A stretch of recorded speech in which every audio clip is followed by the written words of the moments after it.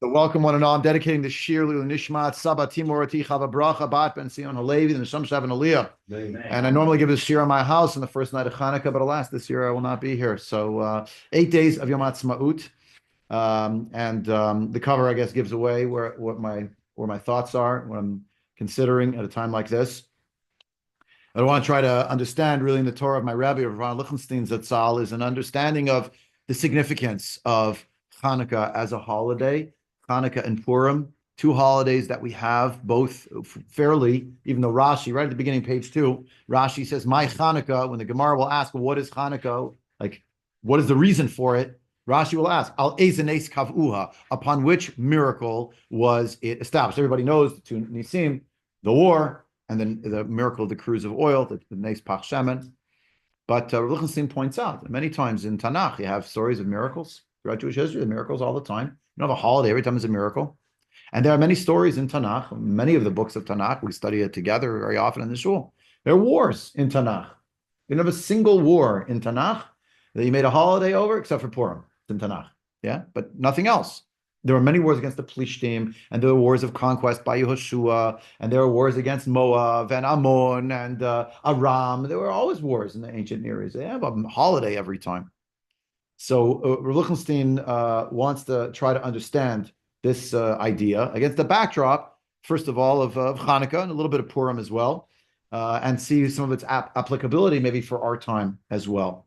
So you're looking here at the Gemara Masechet Shabbat. I'll give you English from Cincino, and we're all very familiar with this Gemara, but just as they say, to make a lanen. We read through it annually. We remind ourselves of some of these themes. So I'm 3 lines up from in the narrow lines in the Gemara. If you want to follow in the Hebrew, you can follow in the English and Cincino. My Chanukah, the Tanu Rabbanan, Bechafe the Kislev, Yomei de Chanukah Timnaya Inun. There are 8 days in Kislev. The sages taught. What is the reason for Chanukah? 8 days in Kislev. Can't have eulogies, and you can't fast. When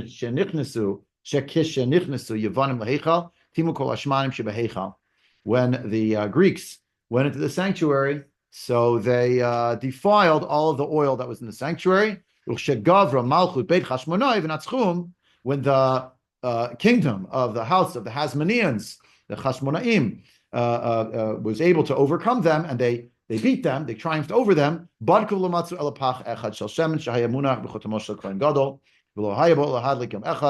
They found 1 cruse of oil that still had the seal of the Kohen Gadol, the high priest. It only had enough to last 1 day. It lasted a total of 8 days, and that was the miracle. Lashana Acheret, Cincino translates says the following year, but Lashana Acheret can be a following year. And there is a good case to be made that Hanukkah was not established like literally the year later. It was a few years later that they established that's what they're going to do. They established it as days of Hallel recitation and of Hodah. So Lichtenstein points out, look at the Gemara at the bottom of page 2, the Gemara in Pesachim. You should say the Hallel, according to the early prophet. The prophets made up an enactment to say Hallel. When? I'll call Perak, I'll call Sarah Sava, Shlotavu Aleihen. Anytime there's an episode, anytime there's a trial, lest that not happen to the Jewish people. It's like euphemistic language. But if it does, Ulich Shenigarlin, when they're redeemed from that suffering, whatever it might be, Omer Motal Gulatan, they say a Hallel. It's so obvious. And yet, the only days that we have that we do this are Hanukkah, and not even Purim, because as the Gemara Masech Megillah says, the reading of the Megillah is the Hallel, right? Kriyat Azu Hilula. So what is it about Hanukkah and Purim that makes them distinctive, as opposed to these other holidays? Rav Lichtenstein wants to argue that these 2 times, Purim and Hanukkah, are the times of the renewal of the covenant between us and Hashem. That's why they stood out. A Chidush Habrit. That's what differentiates them from all the other wars, all the other conflicts, all the other miracles that happened. These were seminal moments in Jewish history that preserved us for a very long time. He gives the example, let's say Pesach. I don't know in the sources, but just, Pesach. There isn't a specific observance for Kriyat Yam Suf, or a specific observance of the time frame of the 10 Makot, which the last one is, of course, the night of the Seder, but the other 9 came over the course of a year. So we don't have each month. Oh, and this month we're commemorating the miracle of whatever. Dam, Tzvardeya, Keen. We go at the Seder. We're gonna, sprinkle the blood, but we're not we're characterizing the Yom Tov as the moment of the Yom Tov. That's the Pesach is one of my friends would say a top heavy Yom Tov. Like everything happens at the beginning and the rest. Like what are you doing the other days of Pesach? You eat matzah if you like. You don't have to. The night of the Seder, certain amount. You're telling the story. It's not the whole time. At the beginning, it's the covenantal moment, and it centers around not the offering of the Korban Pesach, but the eating of the Korban Pesach in the context of the meal and the storytelling and the like. And the idea here, and Rav Lichtenstein goes into this idea more extensively than we have time for today. The essential basis of every one of the Yamim Tovim that we have in the Torah is the forming of a connection with God and the renewal of that connection in a certain way each time it happens. It's characterized through the fact that there are korbanot. We offer offerings in the Torah, at least. We don't have it today, but Pesach was essentially to eat the Korban Pesach. Like that's what you're going to do as you tell the story. So the idea that in halacha, the fact of the korbanot, it's a central aspect of each holiday. We don't have korbanot, but when we did, that was a central aspect. And in terms of the relationship with Hashem, and I could say here maybe Chanuka is related a little bit because it was the Chanuka. The word Chanuka in English means dedication, dedicating or rededicating the Beit HaMikdash, offering offerings. We read the Torah reading each day is the story of the princes and the offerings they gave in the Mishkan. So we don't have in the Torah about Hanukkah because it happened much later, but we hark back by reading each day, each of the 12 days of inauguration, we crunch it into 8 days. But that's the point. It's all about these korbanot. And the idea that the holiness of the holiday is connected to the korbanot, it's like two sides of the same coin. We give the korbanot, the word korban, the karev, to get closer to Hashem, right? That's the point of it. It's not a sacrifice as much as a korban in English should really be a coming near. How? By giving, and that's creating more of a link, but also, and that creates the holiday, but the holiday's sanctity is what propels us forward to give these korbanot. They're related. And Purim and Chanukah, both of them are about a certain challenge that we confronted, a very serious challenge as Jews. And these challenges were not just in the physical sense, but really they were challenges to the covenant we already had with Hashem of Brit Sinai. So consider the new circumstance the Jewish people confront. They go to exile in Babylonia. They were already at the end of Jewish history because the whole point was you're going to come to the land of Israel, you're going to build a country there, and there you'll serve Hashem. I mean, that seems to be the story. That's what's supposed to happen. And then this exile happens, which even though it was centuries in the making, we've studied this, some of us together on Thursdays over the years when we had the Navi Shiur, it shouldn't have been a big surprise. Prophets are talking about it literally for decades upon decades. But when it happened, it's still a thunderclap. And everyone's wondering now, okay, what happens to our relationship with God? We had a covenant with God at Har Sinai. It was to go to the land of Israel, to build a country, to have a temple. All that's gone. So maybe if the Brit could be forged, maybe it become unraveled when we go to exile. And if it comes unraveled, then what becomes of our Judaism? And in fact, the Gemara here on page 3, the Gemara at Sanhedrin, is exactly this discussion. That people were coming to the Nevi'im, and they were saying, maybe it doesn't apply anymore. Maybe Judaism has come to an end. In the ancient Near East, certainly, lahavdil, only other cultures, the God was the God of a land. Now, Jews always knew God is everywhere, but they said, yeah, but we had a relationship with Hashem. And they were asking the Nevi'im pointedly. The Nevi'im were saying to them, you should do tshuva. And they were saying, well, I'm sorry, if there's a master and a master has a slave and he kicks the slave out and he divests of relationship with them. So now the slave has to follow what the master said. They're not related to each other anymore. Lahavdil, he says there's a couple of things don't work out. They get divorced. The woman's not related to the man anymore. He can't call her up and tell her, I expect such and such. They're not related.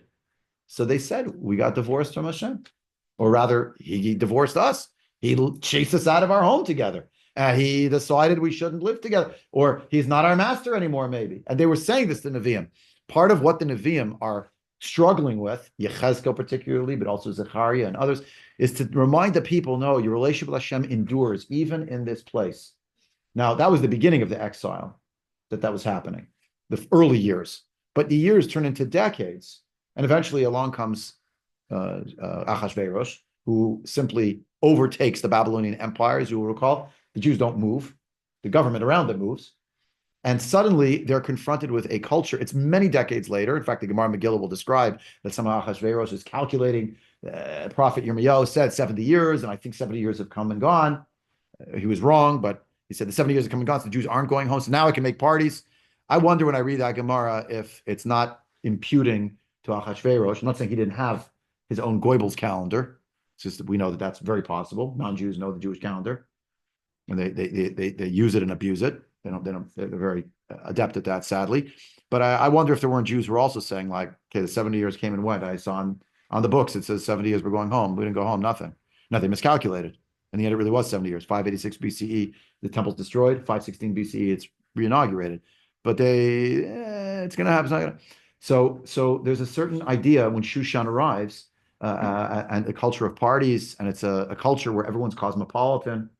So people are starting to wonder, so do I have to keep or I don't have to keep? And that's the Gemara here, page 3. Shmuel Amar Bo Asar Bnei Adav Yashv Lefanav. They came to sit in front of the Navi. Amar Lahen Chizru b'tshuva. Do tshuva. Amar Lo Evet Shemachro Rabo. V'ishi Shigar Shabala. Flum Yesh L'Zeal Zeklum.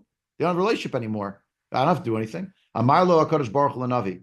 So Hashem said to the Navi Yeshaya already. Leich Emor Lahen. They weren't reading this part, right? What was the Navi Yeshaya saying? Eza Sefer Kitut Imchem Asher Shlachtia. Right? Omi Minoshai Asher Macharti Etchem. So lo hein ba'avonotechem nimkartim v'fishechem shalcha imchem. Right? Meaning, this verse from Sefer Yeshaya is, where's the writ of divorce? Where's the bill of sale? I didn't actually get rid of you.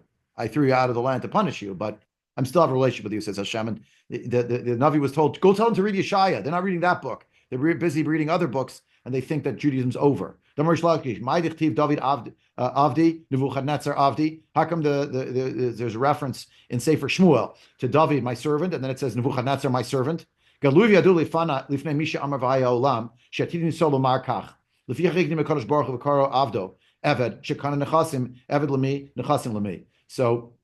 God, so to speak, preempted. He knew the Jews were going to make this claim when they went to exile. Maybe there's no Judaism anymore. So what did God do?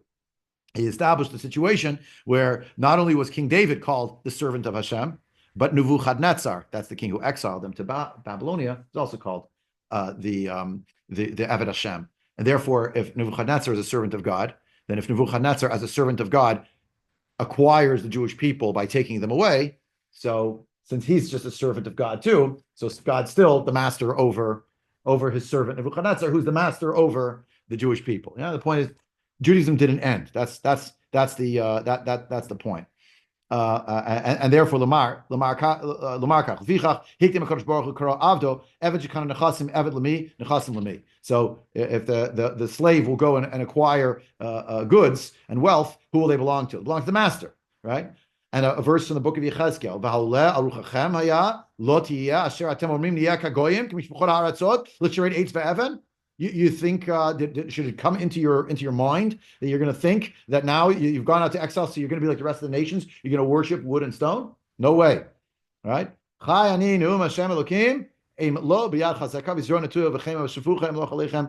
an outstretched arm and an outstretched hand and arm, a strong arm with a poured out fury, I will rule over you. Meaning, even in exile, don't think Judaism's over. Right? You're going to keep going. But it's really a question that Jews have to deal with. And Mordechai and Esther, therefore, not only lead a war, there's a war in Megillat Esther, we forget, we don't lionize it either, but there's literally a war. It's a war for survival. The Jews are allowed to defend themselves. That's what they get, is the ability, they get the carry license, basically. They could carry weapons. That's what they got. And they could defend themselves. But for the better part of a year, the non-Jewish world, not everyone, but too many people, are figuring out how they're going to do in the Jews. It's a culture where it's going to be open season. It's going to be a Jew hunt on 13 Adar. That's actually what it was. But Mordechai and Esther are also trying to make this a moment, a bright line moment that can solidify the covenant. They can renew the brit between Hashem and Am Yisrael. So you could say that many of us are familiar with the idea. You've learned it in Shiur many times. I didn't even give you the source. That when the Jewish people are at Har Sinai, there's a little asterisk over their acceptance of the Torah. There was the Gemara there in Shabbos say, Kafa aleim har kigigit. God held the mountain over their heads, basically. He told them, you accept it, great. If not, you're dead. Yeah. So there was a lot of pressure. They had heard directly from Hashem's voice. They saw a mountain, which, I'm sure it was a beautiful and loving scene, but it was also incredibly terrifying. The mountain is literally engulfed in flames. The Torah says so. They hear the sound of an air raid siren, and the sound of a show. When it gets to the high part, it doesn't end. It's not but it's the sound of a shofar. It says so in the Torah, right? The sound of the shofar is a kol shofar holech v'chazek me'od. It's getting stronger and stronger, louder and louder. It's going the whole time. And then you hear God's voice, and then Moshe Rabbeinu up on the mountain, and would you like to accept it? It's not an offer they could really refuse. But what does the Gemara say? Then in Megillat Esther, kimu v'kiblu, kimu masha kiblu kvar. They upheld that which they had previously accepted. Hadar kiblu b'mei Achashverosh. In the days of Achashverosh, that's when they accepted it again. But this was a renewed acceptance. There's no coercion. Because if you want to melt away and assimilate, technically you could. But after the story of Purim, who's going to actually do that? A renewal of the covenant. That's why it's a Yom Tov. Now there's no Beit HaMikdash, there's no altar, there's no offerings in that. The Chachamim did not legislate a full Yom Tov, but they did understand something momentous happened here. That's not just that it was a miracle, not just that it was a miracle of war, not just the hidden hand of God in this moment, but we also realize there's something broader going on in the theme. Chanuka is the other one, right? Until then, it was pretty easy for Jews to already dismiss the pagan cultures around them. Not that they entirely did. There were people worshiping idols in the First Temple period. The Navi describes it. It's one of the reasons they lose sovereignty and they leave the land. But the fact is, it's the first time they encountered general culture. And I make this point every single year to myself, to my family, to everyone I interact with, and we should be mindful of it. If they tell you, Yesh Chacham Bagoyim, Ta'amin. Chazal say, if they tell you there's wisdom in the non-Jewish world, you should believe them. If they tell you there's Torah in the non-Jewish world, Al Ta'amin. They don't have Torah, but they have Chachma. Now, what's the difference? Torah, you know what Torah is. Chachma is all the rest of the wisdom of the world. And to the Greeks, whether we like it or not, the bedrock of Western civilization is the Greeks. Yeah, on every front, right? In terms of science, natural sciences, culture, philosophy, politics, the whole thing, right? So Greek drama, tragedy and comedy, they started it. Sports, Mount Olympus spawns later on called the Olympics, but you have sports, that's what sports is. They're the ones who pioneered the idea that every community should have a building filled with books where people could learn. The library is originally from Greece. As an institution that should be everywhere, yeah, not just one place, but should be everywhere. The notion of the university, of academia, that's why there's so many Greek letters floating around on campuses all the time, right? The idea of the basis of chemistry, the concept that there could be a minuscule particle called an atom that they thought was indestructible and had no way to divide it. It's apparently what the word atom means, indivisible, right? Democritus, who comes up with that idea. The notion of science, math, geometry is Greek, all of it. Euclidean. Now they didn't invent it; they discover it, of course. But right, Archimedes, throughout running the gamut, and then the Romans, who overtake the Greeks, basically get swallowed up by the Greek culture. They modify it, but it's based on it's Greco-Roman architecture and it's a democracy has its infancy in ancient Greece, and so on and so forth. And you can keep finding examples upon examples, right? Hippocratic Oath, anyone? Okay. Anyway, and so on and so forth. Galen, you can keep going.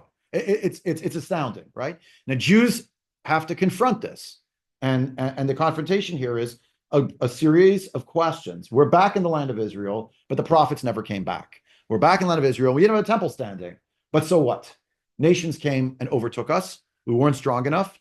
God wasn't with us. Is God with us? Where's God in the picture? And what about our whole system of Torah? We just encountered the people who came and said, we came to bring you the Enlightenment. I spoke about this yesterday, Enlightenment, yeah? The lights of Greece. That's what we talk about it. When there's a whole group of people, atheists, that comes as the brights. Brights. And this is from the 90s. It comes as the brights, the shining bright. That's hubris. But Yavan is sophisticated. It's an advanced culture. And therefore, here also, there's a war, physical war that's fought by the Hashmonaim, house of the Hashmonaim, against the Greeks at a bright line moment. And there's this miracle that's associated with it, with a cruse of oil. But there's a renewal here of a covenant that's going on.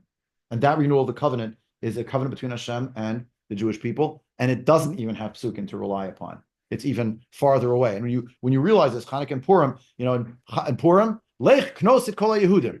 Esther declares, go gather the Jews for prayer, for fasting, for advocacy, for war. And God will help us. Megillat Esther, God is hidden there. And you come to Chanukah, right? That's what Matityahu supposedly said, right? We don't have a book. Mila Hashem Elai. quoting from the words of Moshe Rabbeinu, at Chet HaEgel, a moment of betrayal where many Jews were not following Judaism. And Milashem, who's with God, come to me. Because there's not just, it's not a fifth column. By the way, the expression is also Greco-Roman, fifth column, right?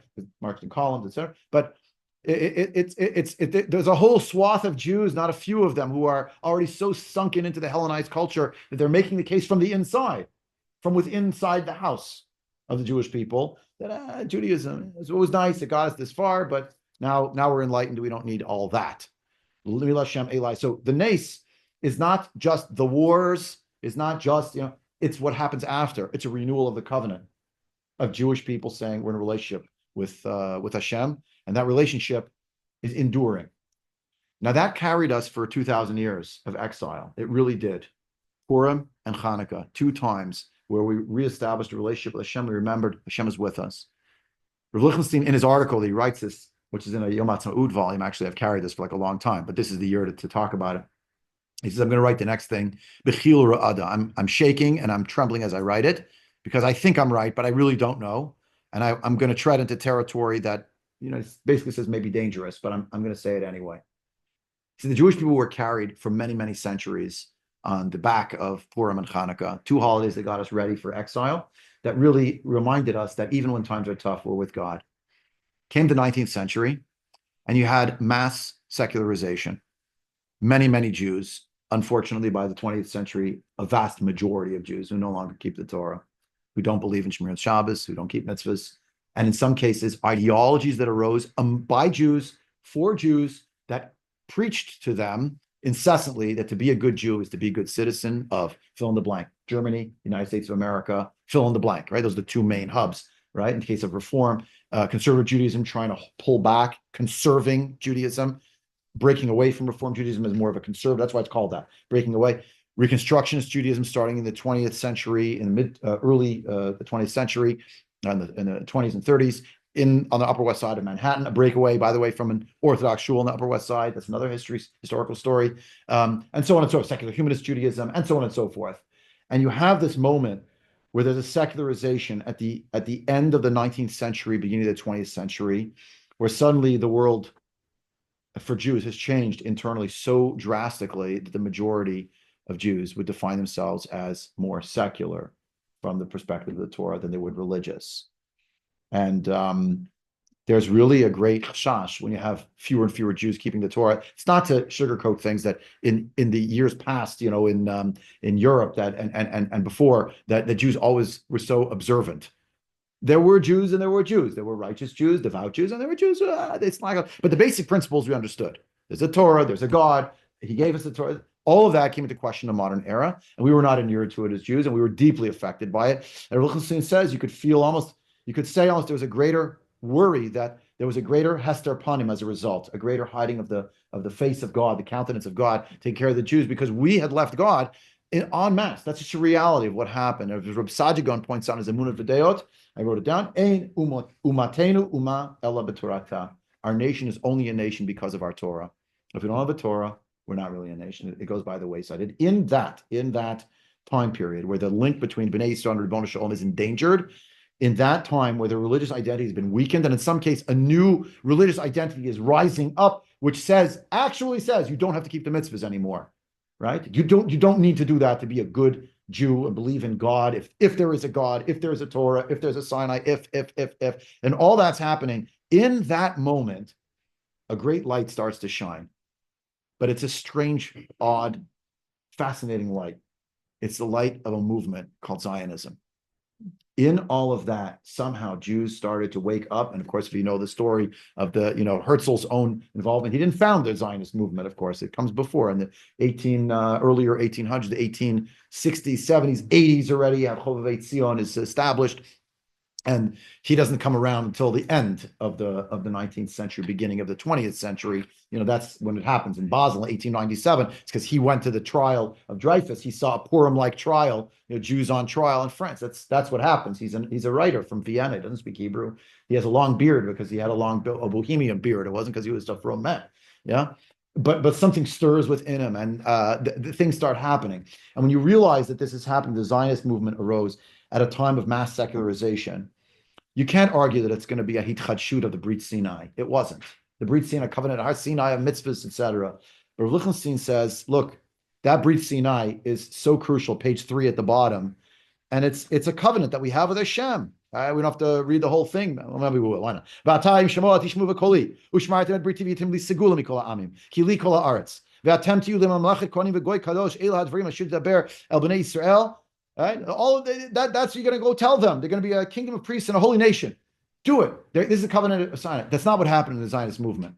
Lichtenstein says, you know what did maybe happen with the Zionist movement, the nascent Zionist movement? Turn to page 4. There was another covenant. Before the covenant at Sinai, there was a covenant of Brit Avot. Vakimoti et Briti beini uveinecho vein zaracha acharecha ledorotam levrit olam liod lecha lelohim lo zaracha acharecha.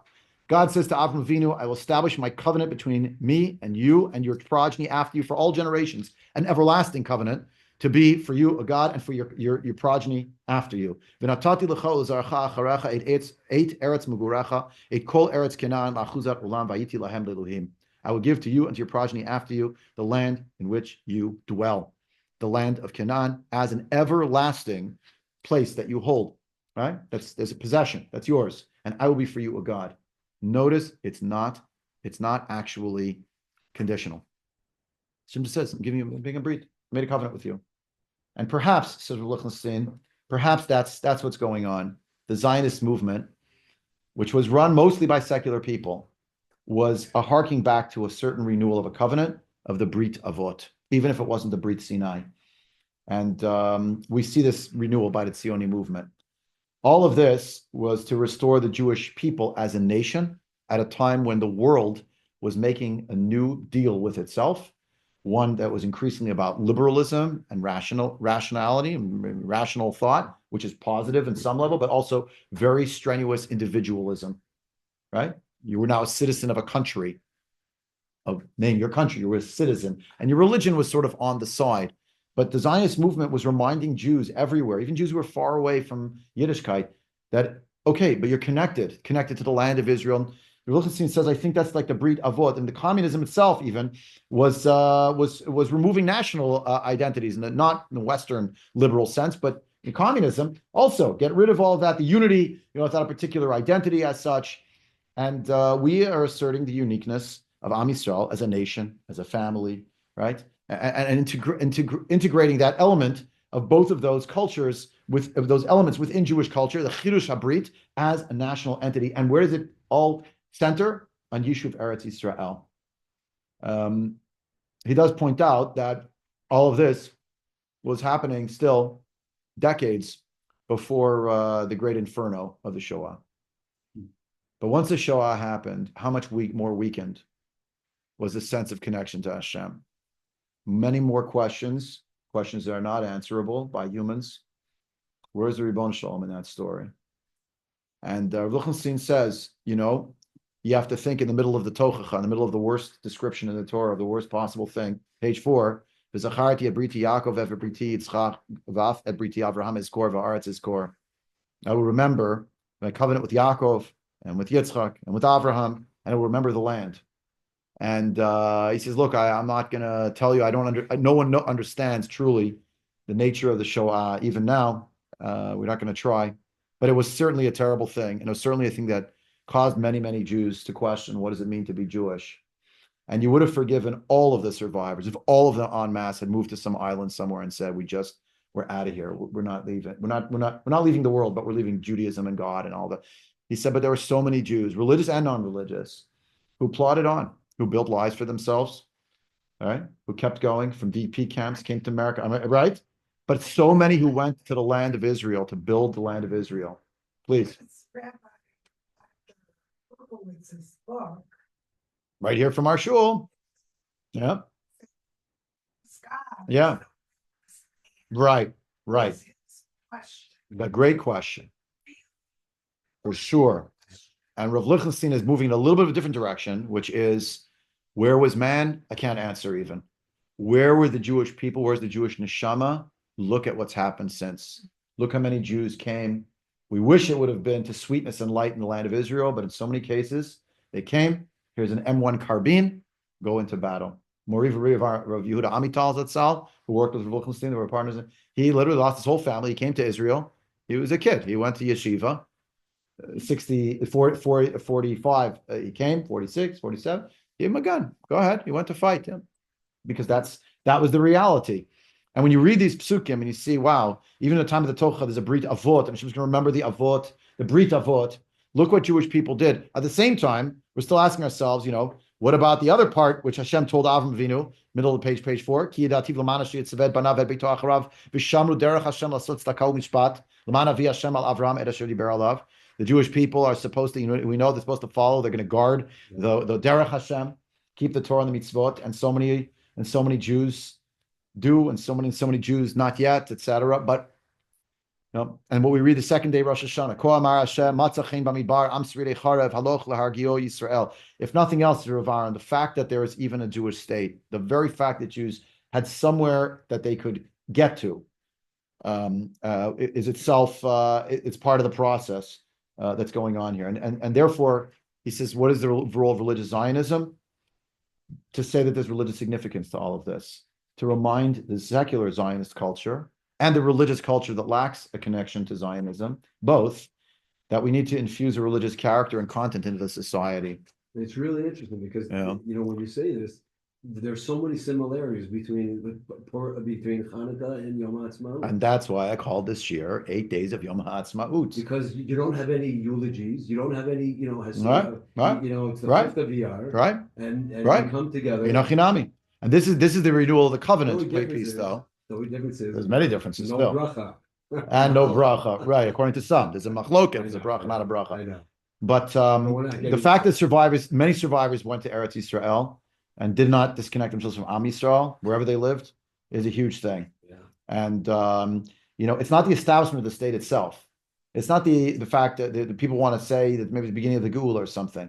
It's the notion that the state of Israel represents the Chidush Habrit. Now, we wish it was the Brit Sinai, but at the very least, it's a Brit of the Avot, of coming back to the place and connecting to it again as Jews.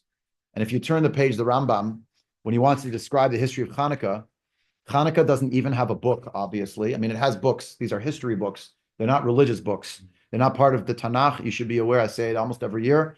Chazal knew about the Sefer HaMaccabim, the 4 versions of it. They did not include it on purpose. They included it. Why? These were not books written al pi ruach hakodesh. They were not written with divine inspiration. They were stam books that were written. They were history books. It's not, you can't open it to read it, but it's a Sefer from the Sfarim Chitzonim, the external books of the world. It's not part of the books of our canon, and that's just a reality of the Sefer HaMaccabim that were written. It's not part of the Bible. Who tells the story? We tell the story. We share the story with each other. We learn about the story of Chanuka. We light the candles. Yeah. The Rambam gives you the history, and he wants to give you the history. Just for want of time, we'll read the whole thing inside. But he says, after all of this challenge, and they cried out to Hashem, and Hashem saved them. God had mercy on them, etc. So the last lines, right? V'itzilam, God saved them. V'shiam miyadam, v'itzilam, v'gavar beit chashmonai kohanim agedolim v'haragum, v'oshiu Yisrael miyadam. V'hamidu melach mina kohanim v'chazar malchut liYisrael yeter amatayim shana ad churban hasheni.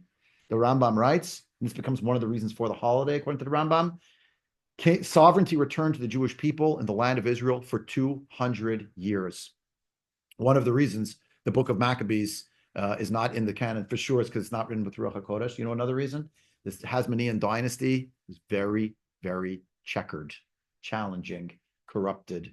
There were a number of kings. They weren't so frum, put it that way. It didn't go well. And in the end, unfortunately, it does end in the Churban. It ends in the Churban. One brother's fighting another brother for who's going to be the new king, and he calls in a favor from his friends, the Romans, and he brings them in, and that's how Pompey gets there in 63 BCE, and they install by the year 40-37, there's a whole war there. They install Herod.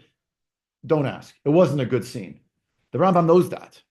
But the Rambam wants you to know the fact it could be the Jewish people in the land of Israel. Rav Amital was very strong on this point too. Rav Lichtenstein writes, it's a chidush habrit. The covenant is back. Why? Because the Brit Avot, we're back in the land. Rav Lichtenstein quoted from his father-in-law, from Rav Soloveitchik, that Rav Soloveitchik has his famous essay where he talks about the land of Israel and the state of Israel. Brit Goral, Brit Ye'ud, covenant of fate and a covenant of destiny. A covenant of fate is what unites us because of things that happen to us as Jews. The covenant of destiny is that we're focused on something that's coming in the future. And he talked about Israel, the state of Israel is both Brit Goral and Brit Ye'ud. So Rav Lichtenstein says, I'm saying it a different way. I'm saying it as the Brit Avot that we came back to, and now we need Jews, hopefully, at some point to come back to the Brit Sinai. He thinks that what was at play in Tashach in 1948 was the Brit Avot coming to full circle. And Chanuka, of course, is taking place, the holiday of Chanuka, in the land of Israel, where these questions are being asked about our relationship to God, where there isn't any ability anymore to actually write an official book that's with Ruach HaKodesh, but we still tell the story. And we still understand it to be the Yad Hashem through and through. And it's a sad reality that Purim and Hanukkah were themselves for sure Brit Sinai. And Medinat Israel is missing the full acceptance of the Brit Sinai. And we can't turn our eyes from that reality. He actually writes in his essay that one cannot ignore the fact that over the years, the sense of the Brit Avot has also become weakened over a period. He writes this. He's always about the truth. Has become weakened over. You're waiting for him to end with like a high, and he actually writes, the relationship people have to Eretz Yisrael and the land of Israel now. He died in 2015. So this has become weaker than it was before. It's just a reality. So now, when you think about that, and you look at the bottom of the page, Rav Lichtenstein, page 5, Rav Lichtenstein wrote in his essay, Allah, the Gemara, if you were here at the beginning, you heard the Gemara. So now with that in mind, in one ear, now listen with the other ear, the page 5. Mai Yom Haatzmaut.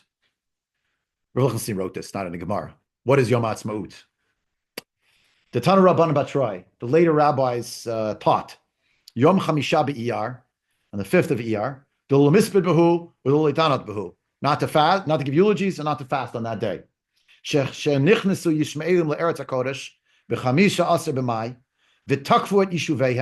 They attacked their settlements. The Ishmaelites came to the Holy Land. They attacked their settlements. They distressed the Jewish people. They threatened to destroy them, to kill them, and to wipe them out. And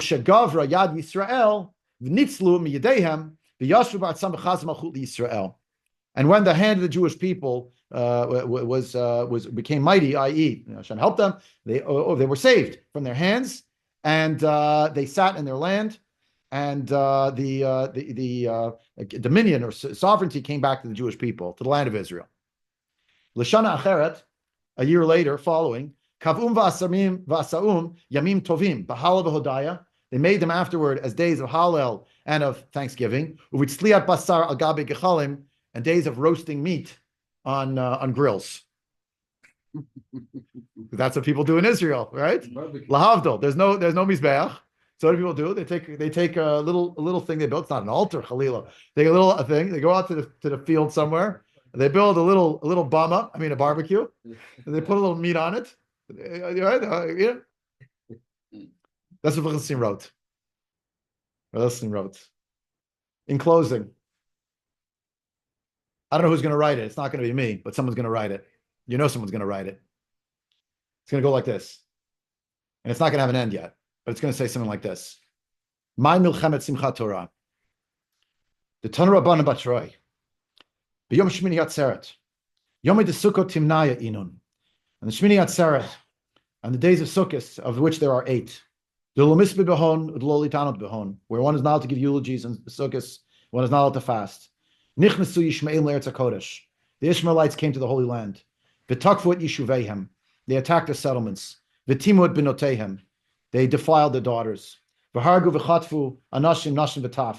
They killed and they kidnapped the men, the women, and the children. V'yitzeru lahem l'Yisrael midarom u'mitzafon u'miparas. They distressed the Jewish people from the south, from the north, and from Persia. V'imu aleim lashmidam lahargam l'abdam. They threatened to destroy them, to kill them, and to wipe them out. When the Jewish people were able to overtake them and to triumph over them, and they were able to bring back the hostages,